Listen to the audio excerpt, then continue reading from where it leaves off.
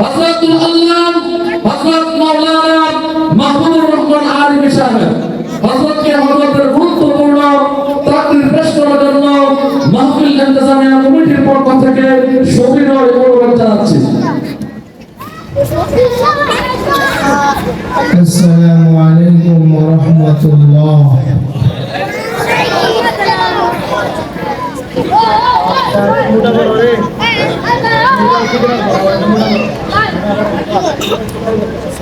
ইন্নাল হামদালিল্লাহি নাহমাদুহু ওয়া নাস্তাঈনুহু ওয়া নাস্তাগফিরুহু ওয়া নু'মিnu বিহি ওয়া নাতাওয়াক্কালু আলাইহি ونعوذ بالله من شرور أنفسنا ومن سيئات أعمالنا من يهده الله فلا مضل له ومن يضلله فلا هادي له ونشهد أن لا إله إلا الله وحده لا شريك له ونشهد أن سيدنا وسندنا وحبيب ربنا وطبيبنا وطبيب قلوبنا ومولانا وأولانا وأجلانا وأعلانا وأفضلنا وأكرمنا وقرة أعيننا محمدا عبد الله ورسوله الذي جاء بالشريعة البيضاء ليلها ونهارها سواء وبعث إلى الناس كافة فأدى الأمانة ونصح الأمة وكشف الله به الغمة أما بعد فأعوذ بالله من الشيطان الرجيم بسم الله الرحمن الرحيم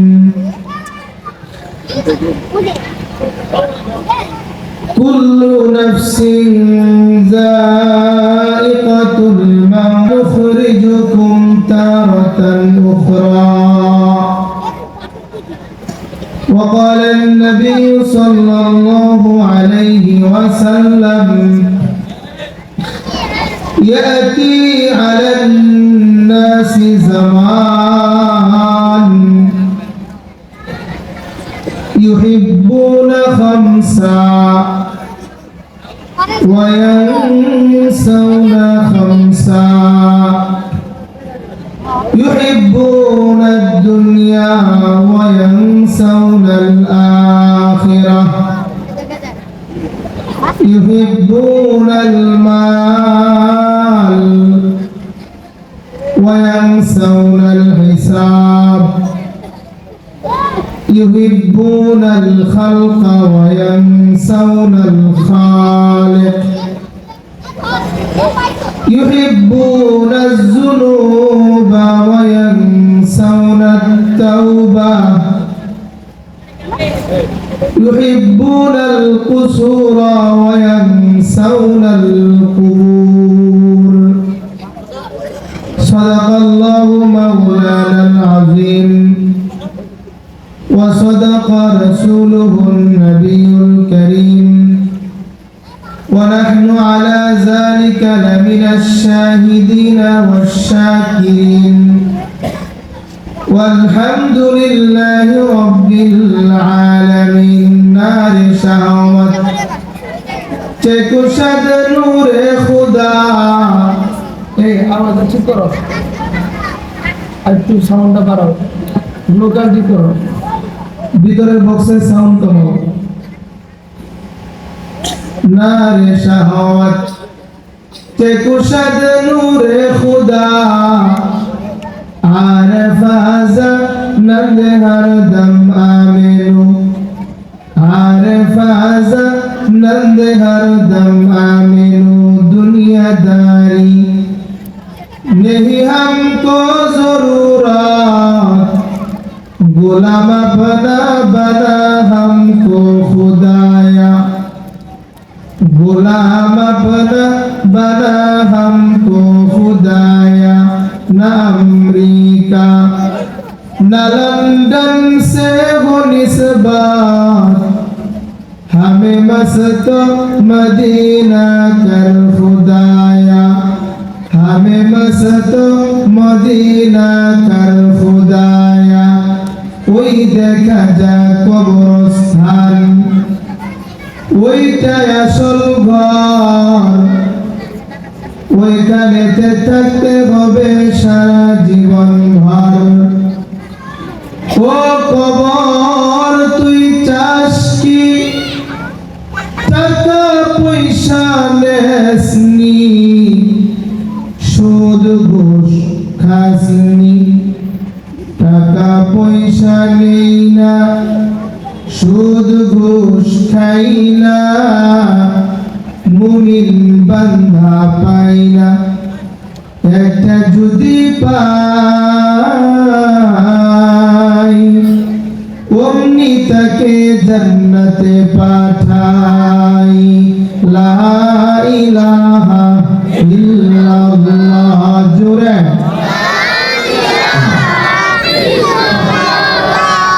লা ইলাহা ইল্লাল্লাহ লা ইলাহা ইল্লাল্লাহ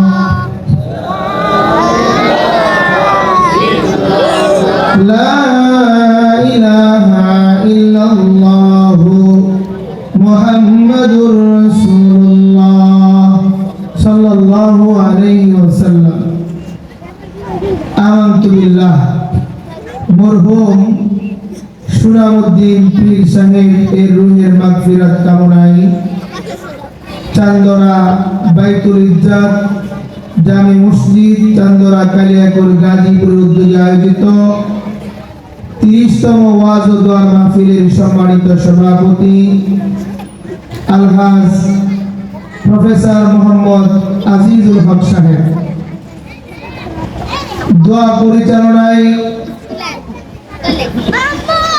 আলেমপুরের শিরোমণি কারা নির্যাতিত আলেমে দ্বীন সর্বস্তরের মানুষের হৃদয় স্পন্দন আমাদের আধ্যাত্মিক রাহবার মুফতি ইমদাদুল হক সাহেব দাওয়াত বরকাতুহুম আজকের মাহফিলের প্রধান বক্তা মাওলানা হাবিবুল্লাহ আরমানি পাকিস্তান আমার পূর্বে সূচনা মণ্ডিত বর্ণনা ভঙ্গিতে হৃদয়গ্রাহী ভাষায় যিনি আলোচনা পেশ করেছেন হযরত মাওলানা মুফতি ইমদাদুল হক সালেহী দামাত বরকাতুহুম সহ অনেক উলামায়ে কেরাম ডানে বামে সামনে পেছনে বসা আছেন জাতির শ্রেষ্ঠ সন্তান হযরত উলামায়ে কেরাম মুরব্বিয়ানে ইসলাম সামনে বসা নওজোয়ান যুবক ভাইরা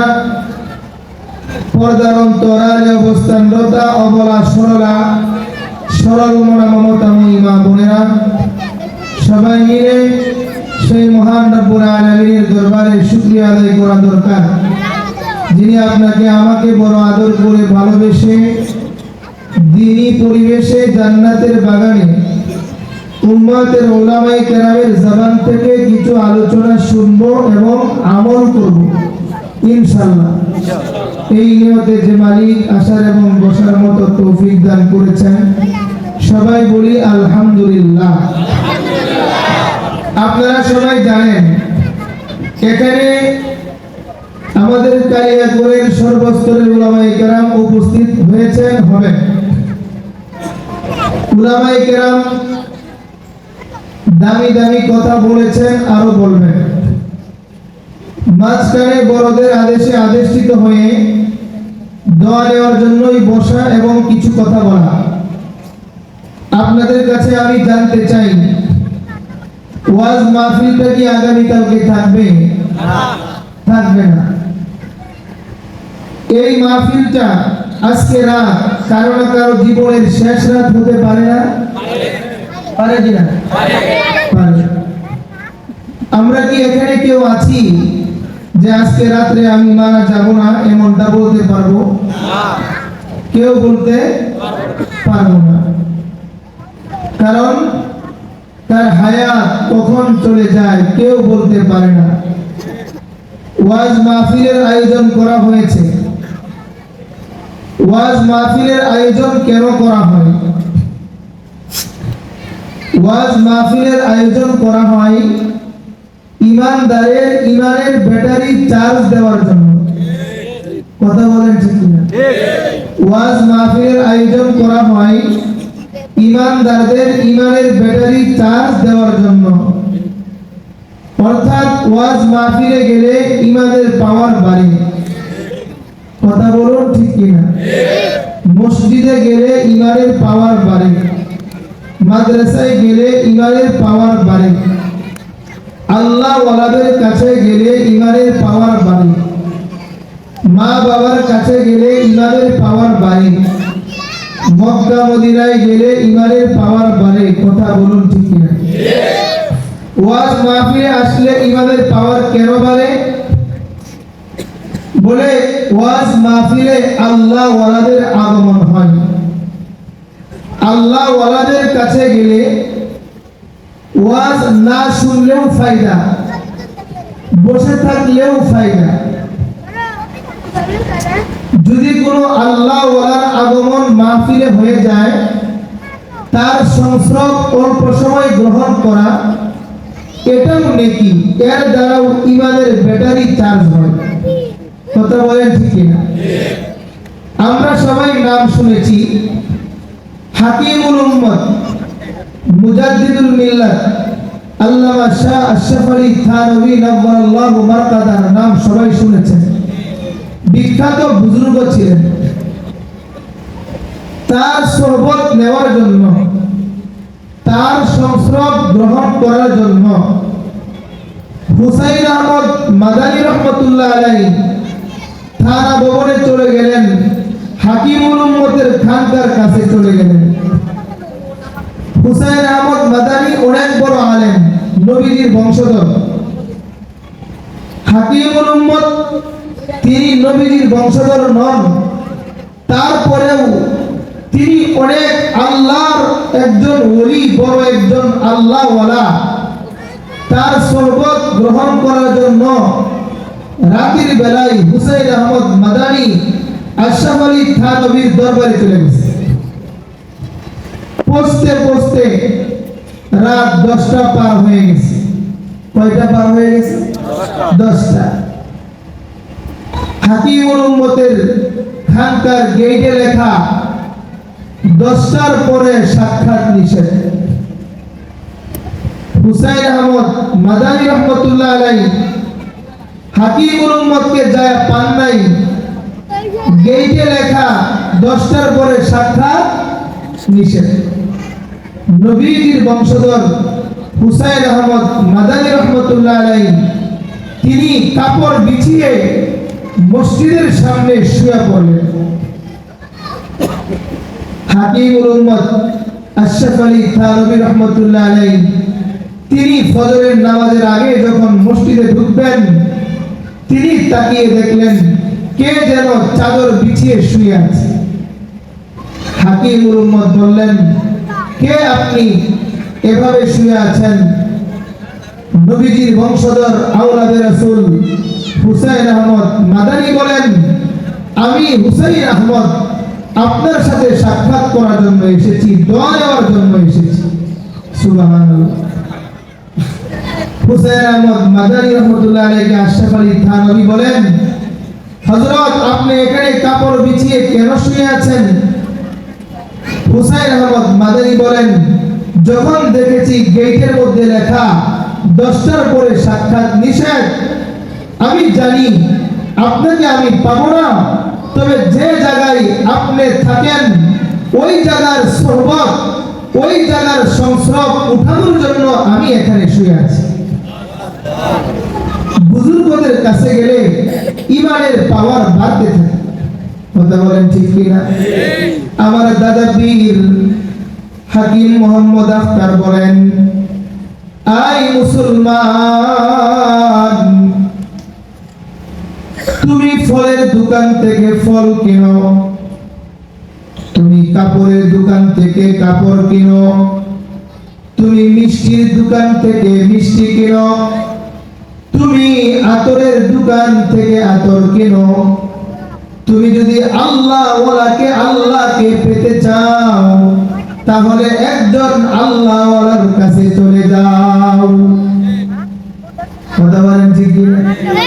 ইঞ্জিনিয়ার হতে হলে ইঞ্জিনিয়ারের সহযোগিতা লাগে। কথা বলেন ঠিক কিনা? পাইলট হতে হলে পাইলটের সহযোগিতা লাগে, লাগে কিনা? ডাক্তার হতে হলে ডাক্তারের সহযোগিতা লাগে, আল্লাহওয়ালা হতে হলে আল্লাহওয়ালার সহযোগিতা লাগে। কথা বলেন ঠিক কিনা? আমার মুসলমান ইমানদার ভাইরা, ওয়াজ মাহফিলের আয়োজন করা হয় ইমানের ব্যাটারিকে চার্জ দেওয়ার জন্য, যেখানে গেলে ইমানের ব্যাটারির পাওয়ার বেড়ে যায়। কথাগুলা দিলের কানে শুনবেন, আমলের নেওতে শুনবেন। আল্লাহ পাক রব্বুল আলামিন কুরআনুল কারীমে ঘোষণা করেছেন, কুল্লু নাফসিন যায়িকাতুল মাউত। এই আয়াতের অর্থ সবাই পারি। কুল্লু নাফসিন যায়িকাতুল মাউত, সব প্রাণ বিশিষ্ট প্রাণী মৃত্যুর স্বাদ গ্রহণ করবে। যার ভিতরে দেহ আছে, যার ভিতরে প্রাণ আছে, আল্লাহ পাক রব্বুল আলামিন বলেন সব সৃষ্টিগুলো মৃত্যুর স্বাদ গ্রহণ করবে, সবাই মারা যাবে। কথা বলেন ঠিক কিনা? এবার আপনার কাছে আবার প্রশ্ন হলো, আমি সংক্ষিপ্ত আকারে আস্তে আস্তে কথাগুলো বলতে চাই, দিলের কানে শুনলে বড় ফায়দা হবে ইনশাআল্লাহ। আপনার কাছে আমি জানতে চাই, সবার বডির ভিতরে আত্মা আছে না নাই? সবার বডির ভিতরে রূহ আছে না নাই? আল্লাহ তাআলা বলেছেন, কুল্লু নাফসিন যায়িকাতুল মাউত, সব নফস মানে সব মানুষ মারা যাবে। যার ভিতরে প্রাণ আছে সব মানুষগুলো মারা যাবে। কথাকার আরো জোরে বলেন। এখন আপনার কাছে আমার প্রশ্ন হলো, এই দেহের দাম বেশি নাকি আত্মার দাম বেশি? সবাই বলেন। আত্মার। বডির দাম বেশি নাকি আত্মার দাম বেশি? কথাগুলা খেয়াল করে শুনবেন, কোন উঁচু আওয়াজে কথা বলতে পারবো না, দিলের কানে কথাগুলা শুনবেন। এই বডির দাম বেশি নাকি আত্মার দাম বেশি? আত্মার দাম বেশি, এই বডির দাম নাই। আল্লামা শেখ সাদি রহমাতুল্লাহ লিখেন, যাহা আই বেরাদার নামানাত বাতাস, দিলান্দার যাহা ফরি বন্দোবাস, মকুন্তা কিয়া বর মুলকে দুনিয়া ও পুষ, কে বেসিয়ারে কষ্ট তো পরওয়ারদা কোষ, চুয়াহিঙ্গে রফতান কুরাব জানে পা, চেবর তখতে মুরদান চেবর রুয়ে খাক। যখন এই বডি থেকে প্রাণ বের হয়ে যায়, এই বডির নাম হয় লাশ। এই বডির নাম কি? লাশ, লাশ অর্থ কি কেউ জানেন না? লাশ অর্থ কি? মৃতদেহ না। লাশ অর্থ হলো আরবরা বলে লাশাই, মানে কোনো কিছু না। লাশাই এর সংক্ষেপ হলো লাশ। লাশ মানে কোনো কিছু না। এই বডি থেকে যখন প্রাণ বের হয়ে যায়, রূহটা বের হয়ে যায়, এই বডির নাম হয় লাশ। লাশ মানে কোনো কিছু না, যার কারণে সন্তান বলে লাশটাকে ঘর থেকে বের করে দাও। আরে কথা বলেন। বাবা বলে লাশটাকে ঘর থেকে বের করে দাও। নবী আমার বলেন সন্তান কেন, প্রাণের বিবি, জীবন সঙ্গিনী, সেও বলে লাশটাকে ঘর থেকে বের করে দাও। কথা বলেন ঠিক কিনা? তার মানে বডির কোনো দাম নাই। প্রাণের বড় দাম, রূহের বড় দাম, আত্মার বড় দাম। কথা বলেন ঠিক কিনা? এই কথাগুলা একটু দিলের কানে শুনলে বড় ফায়দা হবে। এক বুজুর্গ লিখেছেন, এ মুসলমান, দুনিয়ার অনেক গাড়ি আছে, অনেক প্রাইভেট কার আছে, অনেক বাস আছে, অনেক গাড়ি আছে, জায়গায় জায়গায় স্টেশনে স্টেশনে থেমে যায়, কিন্তু আপনার আমার জীবনের একটা গাড়ি আছে। ওই গাড়িটার নাম হলো হায়াতের গাড়ি। কিসের গাড়ি? আরো জোরে বলেন। ওই গাড়িটার নাম হায়াতের গাড়ি। আপনি শুয়ে আছেন, হায়াতের গাড়িটা চলতেছে। আপনি বসে আছেন, হায়াতের গাড়িটা চলতেছে। আপনি দাঁড়িয়ে আছেন, তো হায়াতের গাড়িটা চলতেছে। হায়াতের গাড়ি অন্য গাড়িদের মতো সব জায়গায় থামে না। হায়াতের গাড়িটা এমন এক জায়গায় থামে, এমন এক স্টেশনে থামে, ওই স্টেশনটার নাম হলো মাউত। কথা বলেন ঠিক কিনা? চুআহিঙ্গে রফতান, চুআহিঙ্গে রফতান কুনাদ জানে পাক, চুআহিঙ্গে রফতান কুনাদ জানে পাক, চেবর তখতে মুরদান চেবর রুয়ে খাক। শেখ সাদি বলে এই বডি থেকে যখন প্রাণ বের হয়ে যায়, তখন এর নাম হয় লাশ। মানে এই লাশের কোনো দাম নাই। বোঝা গেল ওই প্রাণের দাম, ওই আত্মার দাম। কথা বলেন ঠিক কিনা? ওই আত্মাকে পরিষ্কার পরিচ্ছন্ন করবার জন্যই ওয়াজ মাহফিলের আয়োজন করা হয়। কথা বলেন ঠিক কিনা? আত্মা পবিত্র হয়। এই দেখেন, এই যে এই বডিটাকে সুস্থ রাখার জন্য আমরা দৈনিক কয়বার খাই? 3 বার খাই, 3 বার। এই বডি সুস্থ থাকে। আল্লাহ তাআলা আত্মাকে সুস্থ রাখার জন্য 5 ওয়াক্ত নামাজ দান করেছেন। কয় ওয়াক্ত নামাজ? 5 ওয়াক্ত নামাজ। এটা হলো আত্মার দৈনন্দিন খাবার। বডির দৈনন্দিন খাবার কয় বেলা? 3 বেলা। আত্মার দৈনন্দিন খাবার কয় বেলা? 5 বেলা। আর বডির জন্য যেমন মৌসুমী ফল আছে, আনারস, পেয়ারা, কমলা, আপেল, মাল্টা, জাম্বুরা, আরো যত ফল আছে মৌসুমী ফল, এগুলা দেহের মধ্যে শক্তি যোগায়। ঠিক আত্মার মধ্যেও কিছু মৌসুমী ইবাদত আছে। সেই মৌসুমী ইবাদত হলো রমজান, লাইলাতুল নিসফি মিন শাবান, লাইলাতুল কদর এবং তারাবির নামাজ, ঈদুল আজহা এবং ঈদুল ফিতর। কথা বলেন ঠিক কিনা? যা আমি যে কথাটা বলতেছিলাম, এই বডির কোনো দাম নাই। দাম হলো কিসের? আত্মার বড় দাম। এই বডিকে সুস্থ রাখার জন্য আমরা পেরেশান হয়ে যাই, আর যেটার দাম সেটার আমাদের পবিত্র করার কোনো চিন্তা ফিকির আমাদের মাঝে নাই। কথা বলেন ঠিক কিনা? এই জন্যই আত্মাকে পরিষ্কার পবিত্র করার জন্যই এই ওয়াজ মাহফিলের আয়োজন করা হয়। কথা বলেন ঠিক কিনা? যাক, আমি আপনাদের সম্মুখে যে যে আয়াতে কারিমা তেলাওয়াত করেছি এটা সবাই আমরা জানি। সবাইকে মৃত্যুর স্বাদ গ্রহণ করতে হবে, সবাই মরে যাবে। আল্লাহর নবী খুব আফসোস করে বলেছেন সবাইকেই মরতে হবে, তবে মৃত্যুর আগে এমন একটা অবস্থা হবে মানুষের মাঝে। নবী আমার বলেন ক্বালান নবী সাল্লাল্লাহু আলাইহি ওয়াসাল্লাম ক্বালান নবী সাল্লাল্লাহু আলাইহি ওয়াসাল্লাম ইয়াতি আলান নাসি জামান। নবী আমার বলেন এমন একটা সময় আসবে ইউহিব্বুনা খামসা, মানুষ পাঁচটা জিনিসকে ভুলে যাবে।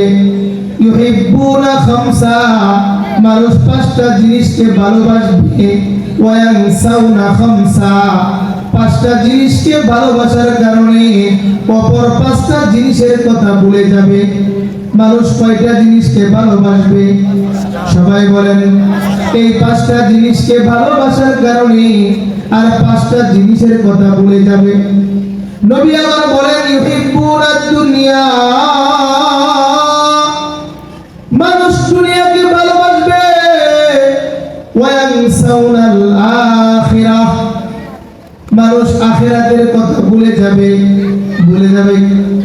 মানুষ দুনিয়াকে ভালোবাসবে, দুনিয়া, অথচ এই দুনিয়া আমাদের আসল ঘর না, আসল ঠিকানা না।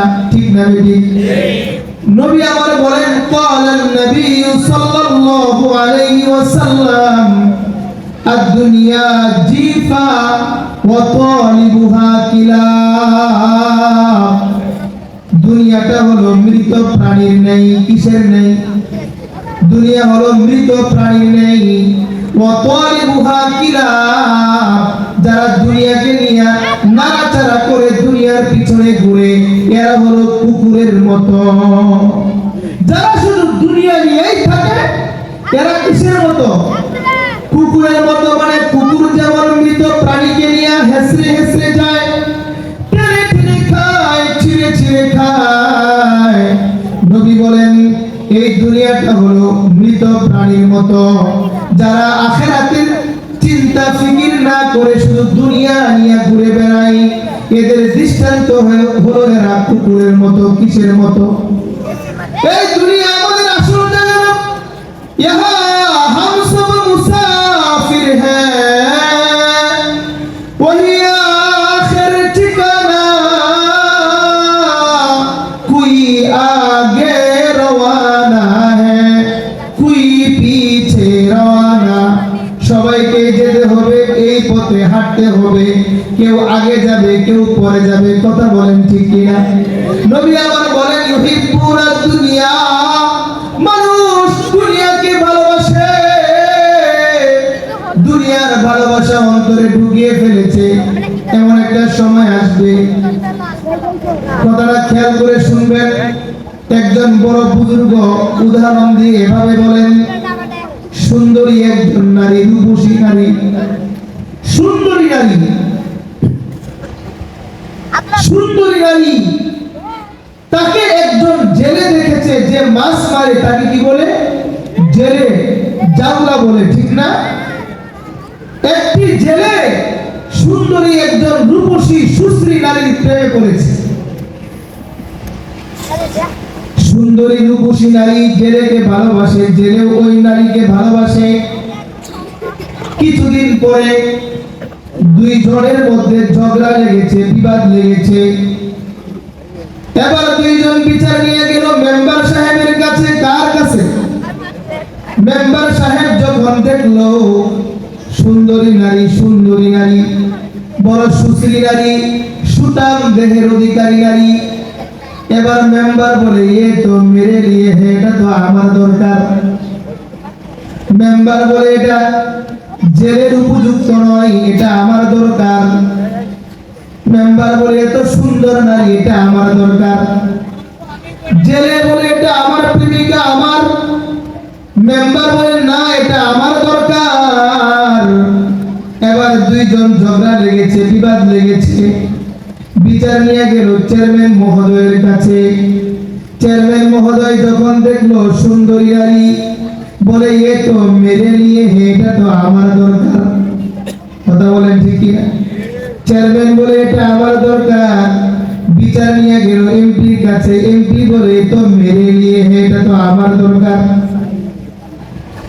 মন্ত্রীর কাছে বিচার নিয়ে গেছে, এবার মন্ত্রী বলে এ তো মেরে নিয়ে হে, এটা তো আমার দরকার।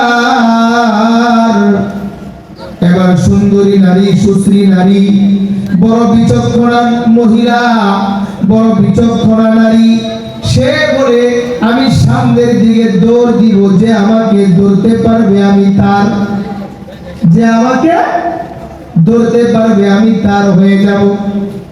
এই কথা বলে সুন্দরী নারী সামনের দিকে দৌড়ায়, পিছনে জেলেও দৌড়ায়, পিছনে মেম্বার দৌড়ায়, পিছনে চেয়ারম্যান দৌড়ায়। আরে কথা বলেন ঠিক কি না? পিছনে এমপি দৌড়ায়, পিছনে মন্ত্রীও দৌড়ায়।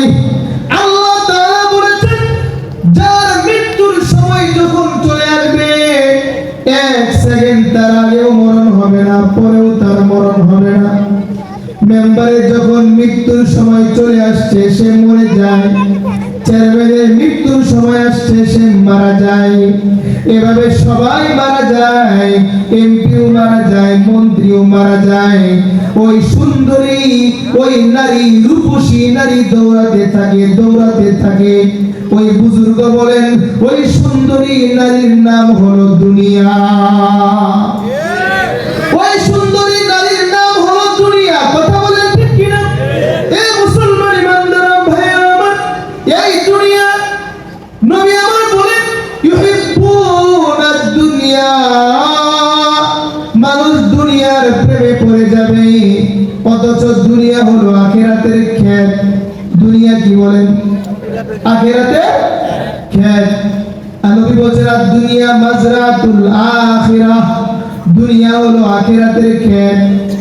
মানে ক্ষেত, খেতে ধান হবে, গম হবে, কিন্তু খাওয়ার জায়গা ক্ষেত নয়, খাওয়ার জায়গা হলো বাড়ি। আল্লাহ তাআলা বলেন, বান্দা আমি তোমার জন্য দুনিয়াকে দিয়েছি ক্ষেত স্বরূপ, আর তুমি ভক্ষণ করবে জান্নাতে। কথা বলেন ঠিক কিনা? এই কারণে আল্লাহর নবী হাদিসের মধ্যে বলেছেন, ইয়াতি আলান নাসি জামান, এমন একটা সময় আসবে, ইউহিব্বুনা দুনিয়া, মানুষ দুনিয়ার পিছনে ছুটবে, মানুষ আখিরাতের কথা ভুলে যাবে। নারীর পিছনে ছুটবে, আখিরাতের কথা ভুলে যাবে। আরে গাড়ির পিছনে ছুটবে, আখিরাতের কথা ভুলে যাবে। কথা বলেন ঠিক কিনা? অথচ একজন বড় বুজুর্গ ছিলেন, ইব্রাহিম ইবনে আদম রাহমাতুল্লাহ আলাইহি। ইব্রাহিম ইবনে আদম রাহমাতুল্লাহ আলাইহি একজন বড় বুজুর্গ ছিলেন। ইব্রাহিম বিন আদমকে মুরিদরা, ছাত্ররা বললেন, উস্তাদ আমাদেরকে একটু সময় দিতে হবে, যে সময় আপনি আমাদেরকে একটু নসিহত করবেন, বয়ান করবেন, নিজের জীবনটাকে জান্নাতের পথে পরিচালিত করতে চাই, কিছু ওয়াজ করবেন, নসিহত করবেন। ইব্রাহিম বিন আদম ইতিহাসের, যার নাম সোনাত করে লেখা আছে ইতিহাসের পাতায়, ইব্রাহিম ইবনে আদম বলে, ও আমার ছাত্ররা, আমার কাছে এই পরিমাণ সময় নাই, যে পরিমাণ সময় আমি তোমাদের কাছে দেব, তোমাদেরকে নসিহত করব, ওই সময়টা আমার কাছে নাই। কারণ আমি চারটা বিষয়ের টেনশন নিয়ে বড় ব্যস্ত। কয়টা ব্যস্ত? কয়টা জিনিস নিয়ে ব্যস্ত? আমার কথাগুলো দিলের কানে শুনবেন। ইব্রাহিম ইবনে আদম বলেন, ও আমার ছাত্ররা, আমার এক নম্বর ব্যস্ততার কারণ হলো সব মানুষগুলো মারা যাবে, আমি ইব্রাহিমও মারা যাব। মৃত্যুর আগে আমার জবানে কালিমা আসবে কিনা আমি জানি না। ইব্রাহিম ইবনে আদম বলেন, মৃত্যুর পূর্বে আমার জবানে কালিমা আসবে কিনা আমি জানি না। কোন আমল করলে আমার জবানে মৃত্যুর আগে কালিমা আসবে, ওই আমল নিয়ে আমি ব্যস্ত। ওই আমল নিয়ে আমি ব্যস্ততার কারণে আমি তোমাদেরকে সময় দিতে পারবো না। ইব্রাহিম ইবনে আদম ওই আমল নিয়ে ব্যস্ত, যে আমল করে মৃত্যুর সময় কালিমা তার জবানে চলে আসবে, ওই আমল নিয়ে ব্যস্ত। নবীজি অন্য হাদিসের মধ্যে বলেছেন, ক্বালান নবী সাল্লাল্লাহু আলাইহি ওয়াসাল্লাম, ক্বালান নবী সাল্লাল্লাহু আলাইহি ওয়াসাল্লাম, কামা তাইশুনা তামুতুন, কামা তামুতুনা তুবাসুন, কামা তামুতুনা তুবাসুন। নবীজি বলেন, তুমি যেমন ভাবে জীবন যাপন করবে, তোমার মরণটাও এমন ভাবে হবে। কথা বলেন ঠিক কিনা? তুমি যেভাবে জীবনকে পরিচালনা করবে, তোমার মরণটা ওইভাবেই হবে। তুমি মদ খেয়ে খেয়ে জীবন পরিচালনা করো, তোমার মরণটা মদ খাওয়া অবস্থায় হবে। আরে কথা বলেন ঠিক কিনা? আরে তুমি সুদ খেয়ে খেয়ে জীবন বাঁচাও, সুদ খাওয়া অবস্থায় তোমার মরণ হবে। আল্লাহর নবী হাদিসের মধ্যে বলেছেন, আরে আমরা কত মানুষকে দেখেছি নামাজ পড়তে পড়তে ইন্তেকাল করেছে, দেখি নাই? কত মানুষকে দেখেছি সাজদার মধ্যে মারা গেছে। আমাদের বুজুর্গরাও এই দোয়াটাই করতেন, আল্লাহ মরণ তো দিবা, রমজান মাসে দিও, সেজদা অবস্থায় দিও, ঠিক না বেটি?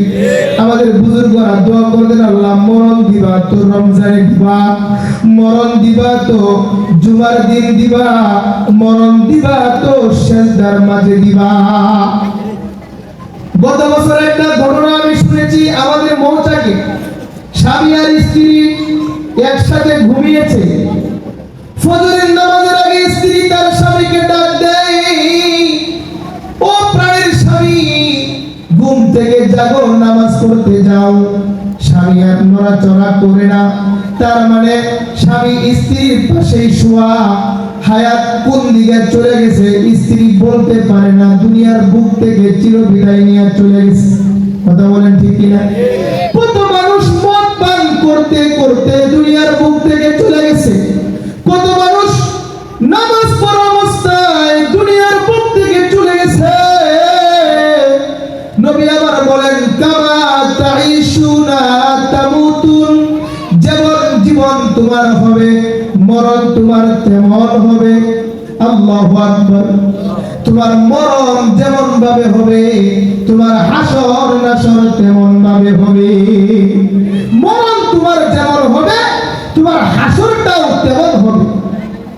ইব্রাহিম ইবনে আদম তিনি বলেন, ও আমার ছাত্ররা, কোন আমল করলে আমি মৃত্যুর সময় কালিমাওয়ালা হব, কালিমাওয়ালা মত নসিব হবে, ওই আমল নিয়ে আমি ব্যস্ত।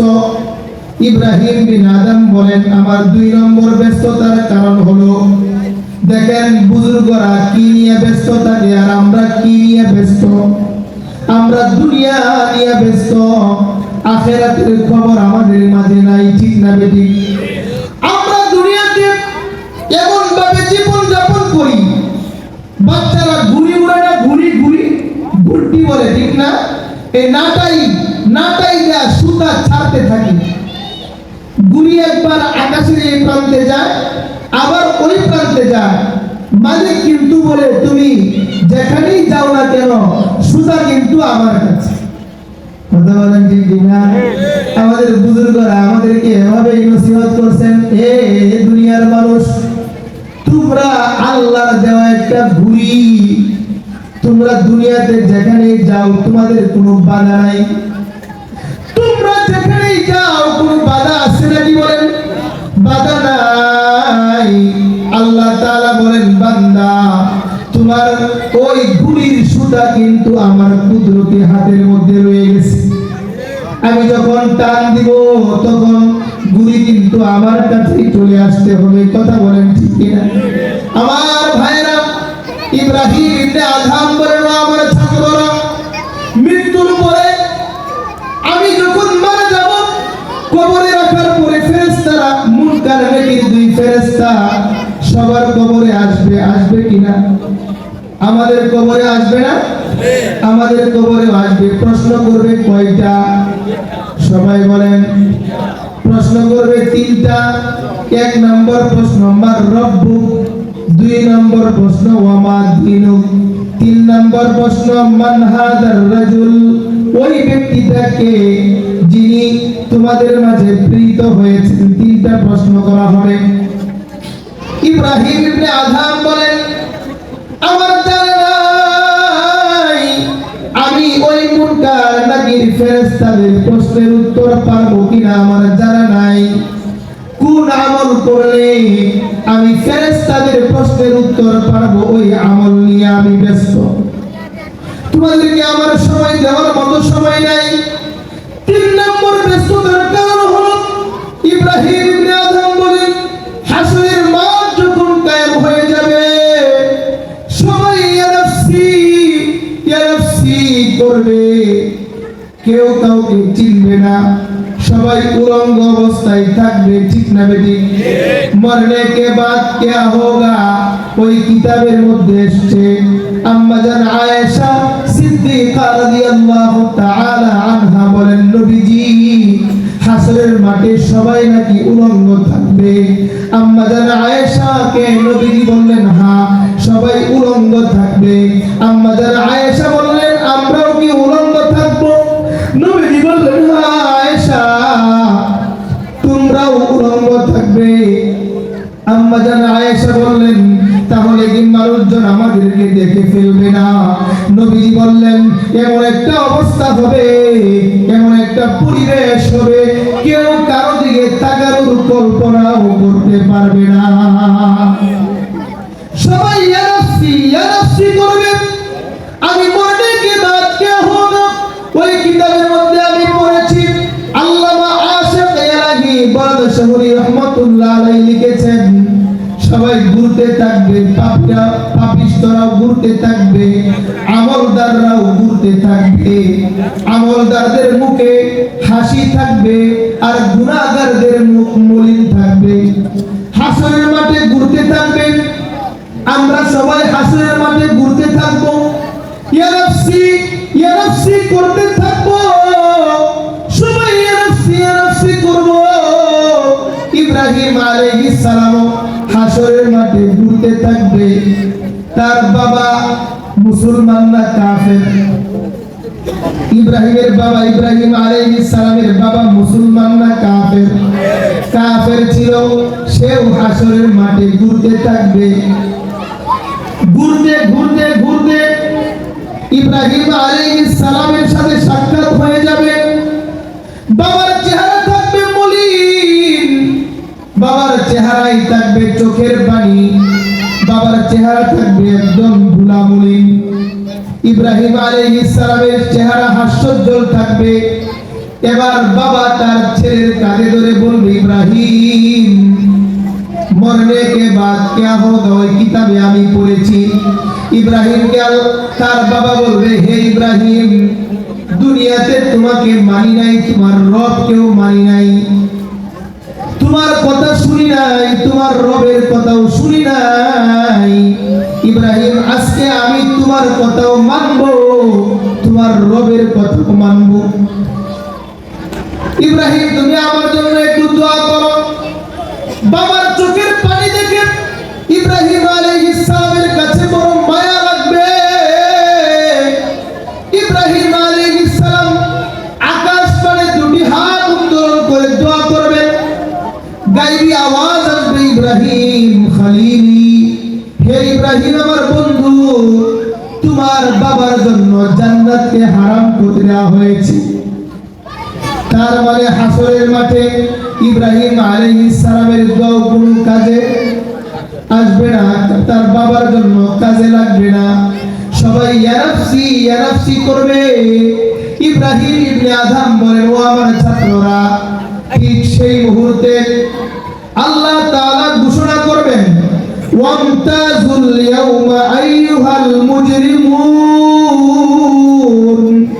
এ পাপিষ্ঠরা আমার নেক বান্দাদের থেকে পৃথক হয়ে যা। ইব্রাহিম ইবনে আদম বলেন, আমি নেক বান্দাদের দলে পড়ব নাকি জাহান্নামীদের দলে পড়ব এটা আমার জানা নাই।